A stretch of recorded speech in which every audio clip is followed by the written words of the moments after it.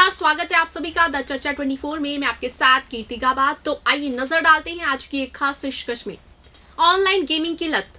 पाकिस्तान में 14 साल की लड़की ने मां, बहनों और भाई को मार डाला। ऑनलाइन गेमिंग और खास तौर पर पबजी की लत कितनी खतरनाक साबित हो सकती है, इसकी एक और मिसाल पाकिस्तान में सामने आई है।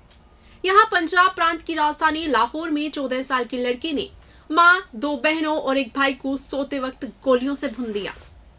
घटना पिछले हफ्ते की है। पुलिस ने शुक्रवार को इस सनसनीखेज हत्याकांड का सच देश के सामने रखा। आरोपी नाबालिग है, लिहाजा उसका नाम नहीं बताया गया। उसे गिरफ्तार कर लिया गया है। जिस पिस्टल से उसने हत्याकांड को अंजाम दिया, वो नाबालिग की मां ने परिवार की हिफाजत के लिए रखी थी। वो नाबालिग की मां ने परिवार की हिफाजत के लिए खरीदी थी। क्या है मामला?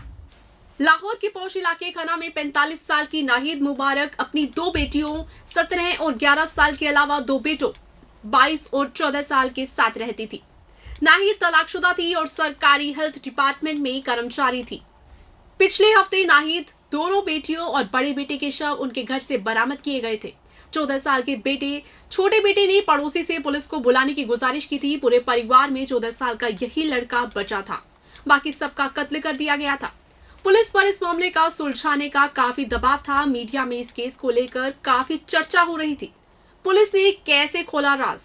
पुलिस ने एक बयान में कहा, घटना की जानकारी मिलने पर कई एंगल से जांच पड़ताल की गई।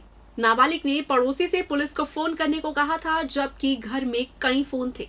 हमारा शक उस पर था। उसने पुलिस को बताया था कि वो ऊपर की मंजिल में सो रहा था और सुबह उसने लाशें देखी। गहराई से पूछताछ करने पर वो टूट गया और उसने बताया कि ये सभी कत्ल उसने ही किए हैं। पबजी की लत। पुलिस के मुताबिक जांच के दौरान पता लगा कि नाबालिग मां उसकी पबजी गेम खेलने की लत से परेशान थी और उसे कई बार पढ़ाई पर ध्यान देने को कहा था। घटना वाले दिन भी नाहिद ने बेटे को गेमिंग की लत छोड़ने को लेकर डांट लगाई थी। रात में परिवार के सभी सदस्य सो गए तो नाबालिग ने अलमारी से मां की लाइसेंसी पिस्टल निकाली और एक एक करके सभी की हत्या कर दी। वो गेमिंग की लत की वजह से मानसिक तौर पर भी स्वस्थ नहीं है। उसने जुर्म कबूल भी कर लिया है। तो अब तक के लिए बस इतना ही, और हमसे जुड़े रहने के लिए देखते व सुनते रहिए द चर्चा 24 पानीपत।